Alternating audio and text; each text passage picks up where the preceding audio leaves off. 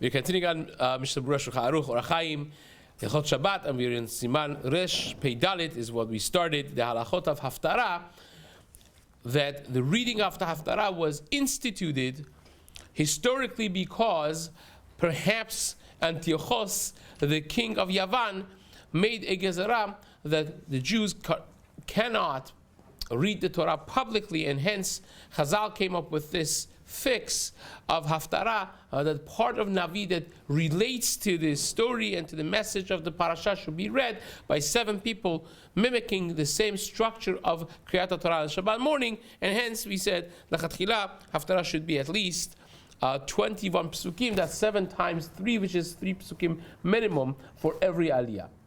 Now, Haftarah, mystically speaking, has many more sgulot and benefits as well. For instance, Chacham Badia even actually has a tshuva on this in Yechavedat Chelek Siman Nuntet, discussing the benefits of Haftarah for the neshama of a deceased. So hence there is a very strong minhag. We had in the minhag of Paras, the different cities in Iran also have this minhag. The Baghdadians, the Bukharians, communities have this minhag that a person that's observing a yortzeit, they were very careful to get the aliyah of maftir, because that is considered a tremendous aliyat neshama based on a midrashic work that has been brought by the Rivash and other Rishonim as well, that the neshama of the deceased benefits tremendously from their son, their descendant, getting either a Kaddish or reading of the Haftarah. This is in Agata is brought that this person came to, this deceased neshama came and mentioned that he is not going to be saved from the onish that was decreed upon him until his child is going to say Kaddish, or he's going to say Haftarah of Navi. Now, there are many different minhagim that have been discussed in the Birkei Yosef by Maran Chida, by Rab Chaim Palaji, by the Ben Ish Chai in his Sefer Ben Ish Chai, and also in Shelot Tshuvot, Rav Pe'alim and Torah Lishma, of what are the precedents. But for Le'inyanenu, for what is relevant to every person, is if you have the yortzeit, for instance, on Sunday or Monday, you should do the Shabbat before. You should prefer to do it before the yortzeit rather than after the yortzeit. Actually, there was a minhag, and this becomes a machloket. If the yortzeit actually falls to be on Shabbat, many did the Shabbat before, in order to be before Yom Hadin, because every neshama is judged again on their yortzeit, and you want to have that schutz reserved for them already from before, so you do it on Shabbat before. But Chacham Ovadia says from Ari HaKadosh and the writings of Arizal is mashma that the day of the ptira, the day of the yortzeit itself, is the most important. So hence, says Chacham Ovadia, if you have yortzeit falling on Shabbat, then you want to do the haftarah of that Shabbat. But again, many communities of the Sfaradim had the minhag of doing both Shabbatot haftarah in such scenario. But again, this explains our minhag, why people are so specific about buying the aliyah of maftir for the neshama of deceased, because of this agadic work which is brought lehalacha by all the unbroken chain of the poskim from early on, already from before the time of Maran Chida 300 years ago, downward until again the tshuva of Chacham Badia in Yechavedat Chelek Siman Nuntet. But be that as it may, a person should not get into fights. Sometimes you have 2 people who are going at it. Again, by the Sfaradim, it's easier because you're buying the mitzvot, so they kind of like, they auction it, and it takes care of the problem. The communities that did not necessarily have this auctioning, it would become the different precedents mentioned in Maran Chida, that if one of them yortzeit is on Monday, the other one is on Sunday, the Sunday one would get it before the Monday one. If one of them is father versus mother, the father would get first precedent if they're in the same day. If it's a Tamil Chacham, would get precedent, and so on and so forth. But again, it makes it easier when you're paying for the mitzvot and buying the aliyot. but nevertheless, it should not cause strife in the community. Sometimes if it becomes like that, the Khatam Sofer writes this also Maral Chida, that the Mila Besela Shtiguta Beteref, reading the Haftarah would be worth 1 coin. Sometimes keeping quiet and letting things roll with shalom in the community would be a much greater zchut for the neshama of the deceased, and that's something to keep in mind as well. So says Maran now in Seif Bet, Im Chal Rosh Chodesh b'Shabbat, Ein HaMaftir Mazkir Shel Rosh Chodesh Kelal. If you have Shabbat Rosh Chodesh, so you have the Haftarah, and the question is, well, do we mention Rosh Chodesh or not? Because the cause for Haftarah is not necessarily the Rosh Chodesh. The cause for Haftarah is Shabbat. Rosh Chodesh doesn't have Haftarah. So therefore, because Rosh Chodesh has nothing to do with the Haftarah, says Marash Charuch, you don't have to even mention. We don't mention the Rosh Chodesh at all. V'yesh omrim, there are those who say, and this is the Shita of the Rosh Rabbeinu Asher, she'af al pi she'en mazkir b'chatima shel Rosh Chodesh, even though that at the end of the bracha you say Mekadesh Shabbat, you don't have any Rosh Chodesh mentions, but at the same time, mazkirin oto betoch bracha, you mention it in the middle of the bracha. The chatima of the bracha is the ikar. You don't have Rosh Chodesh mentioned there. You just say Mekadesh Shabbat. But by the text of the bracha itself, you fit in Rosh Chodesh as a haskara, sheomer et yom ha-manoah hazeh. You mentioned the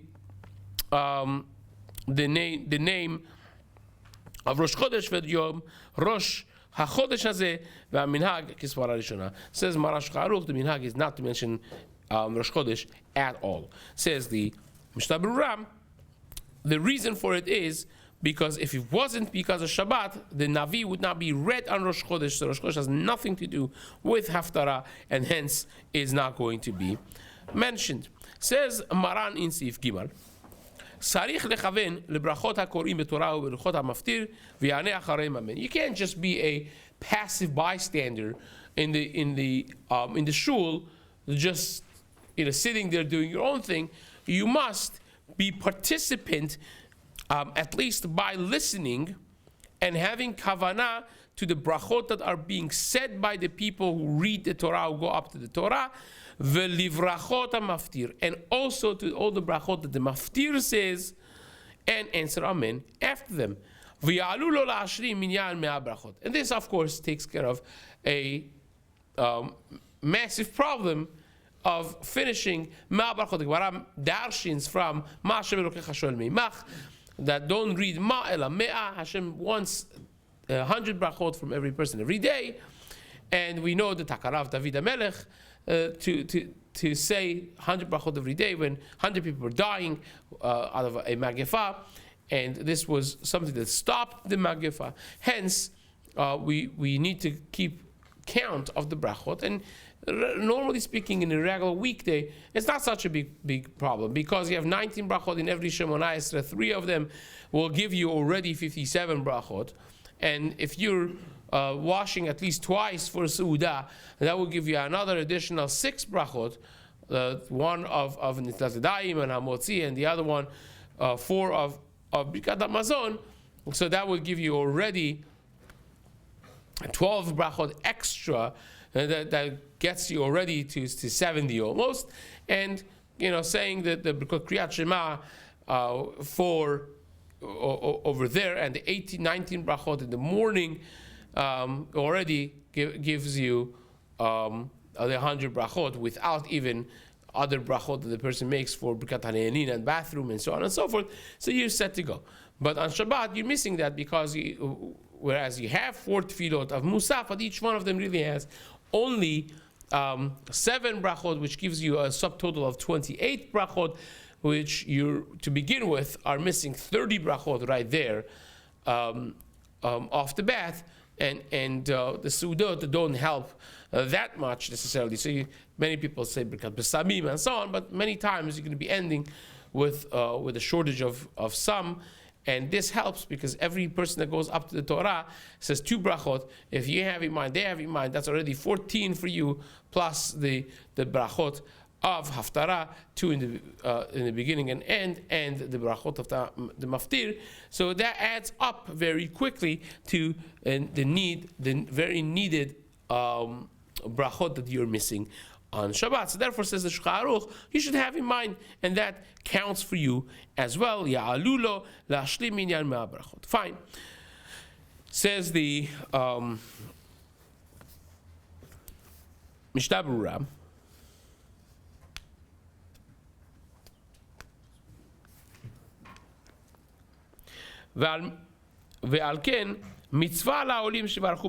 Therefore, people who get the aliyot should not mumble the brachot to themselves, should say it clear and loud for people to hear, and have in mind that this should be considered the bracha for people who are listening as well. Amen. That this way everyone could listen and could answer Amen as well. Now the Maran Chida writes in B'ki Yosef in the beginning of Siman Resh Tet Vav, he writes that even the maftir who says the bracha, he should answer Amen at the end of the last bracha that he makes of Mekadesh Shabbat. Amen at the end, just like a person that finishes a series of brachot that says Amen to the last bracha that is mentioned, by like Bonei Yerushalayim, by Birkat Hamazon, that you yourself you say Amen as well. Baruch Atah Hashem, Bonei Yerushalayim, Amen. Here is the same thing, Mekadesh Shabbat, Amen. And Beresh Chai Paskins the same way. Two, in Parashat Mas'ei Seif Yudalet, and Chacham Ovadia explains this at length in a tshuva that he wrote, a beautiful tshuva that he wrote in Yechavedat, in Chelek-b Siman Chaf Gimel, and he of course Paskins this way also, and so does Chacham Ben Zion Rabbi Shaul.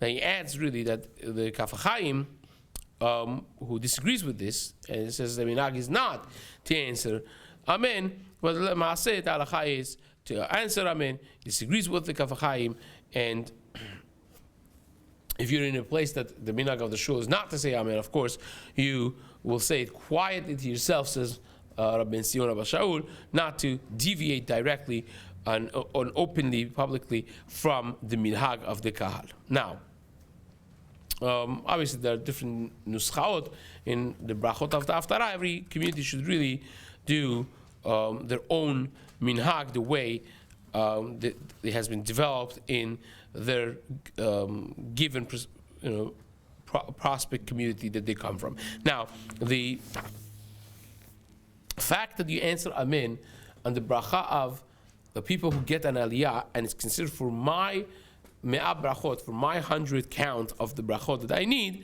of course, a person that could say the bracha, they should say it.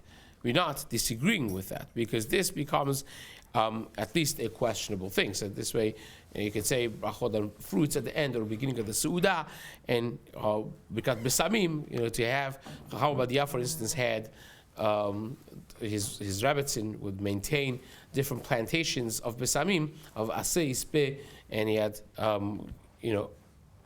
he had them brought to him multiple times during the course of Shabbat. Whenever was allowed halachically to say another bracha, he would gain that as well. If you have a proper borei aseh, borei ispeh, and minei besamim and the shul available, imagine to yourself if you come and you say it once on Friday night and twice during the morning when you have Hesach Hadat in between, and once in Shabbat afternoon, that already by itself gives you 12 brachot that you were missing.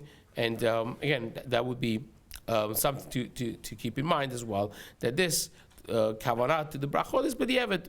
When you could do it in a proper way, say the brachot yourself, of course it would be best. And the Pri Megadim discusses this actually, whether or not, by us here, whether or not answering Amen is ma'akeh, because if you have kavanah to the brachot and they have kavanah, you have kavanah, maybe even without the Amen is considered a bracha for me. And he's doubtful about whether or not you need the Amen for the bracha to count for you. But nevertheless, again, if you can, you should answer Amen most definitely. Says the Shulchan Aruch,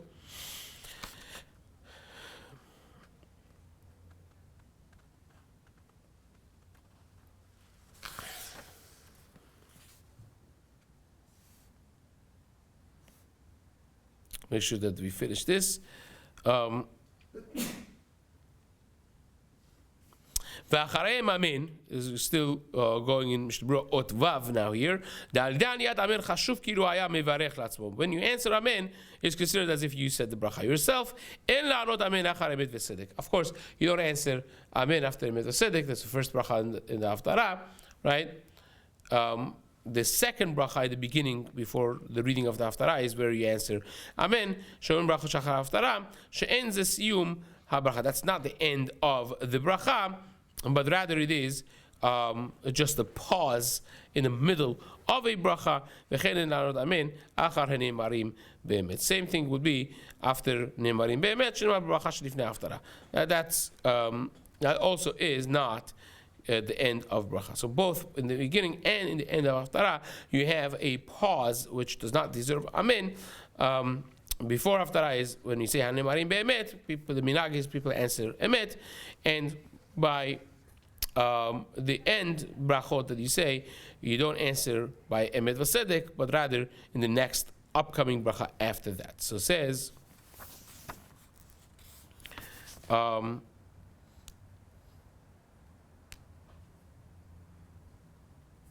the Shulchan Aruch in Seif Dalet, Katan yachol laftir, a minor who's not bar mitzvah yet, he could read the haftarah. It's meforash in the Shulchan Aruch. And now we was discussed before in the last siman whether or not the katan could read the Torah, could get the aliyah, could read the Torah itself.